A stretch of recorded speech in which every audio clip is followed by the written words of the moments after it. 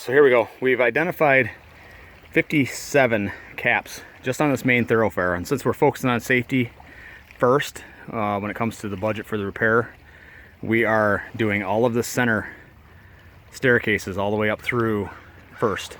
So there's 57 caps already that have failed. Now what we found is there's multiple layers of glue actually on these capstones. Problem with that is if you have a layer of glue that initially fails, then you're gluing a secondary section of glue onto those caps that have already failed.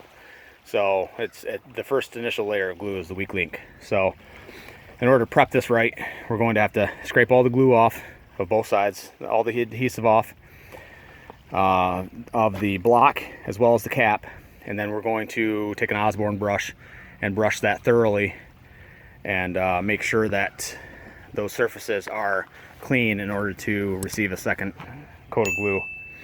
And then you know, as long as it's clean and dry, it should stick fairly well. Now we're going to do the caps. We're going to glue them to the neighboring caps as well. And then up here, they actually had shim pieces. You can see on this upper side, we flipped those over. They had shim pieces in order to try to make up that section. So we're going to take all that stone dust out of there, take the shim pieces off. That's the one that we will mortar to make up the gap. Mortar's not ideal on a flexible system, but for this scenario, it's probably the best option that we have. And then from there, we'll have a flat surface to adhere to if those caps ever pop off again.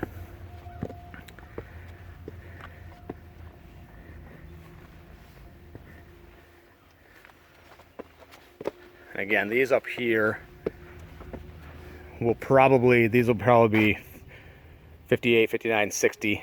We'll pop those off. We're going to cut those pavers that migrated down and bring this back in even, and then relay the pavers if we have time.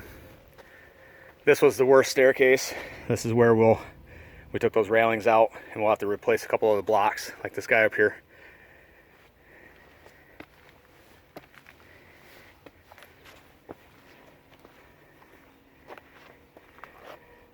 And again, so the first couple of staircases were somewhat of a mess,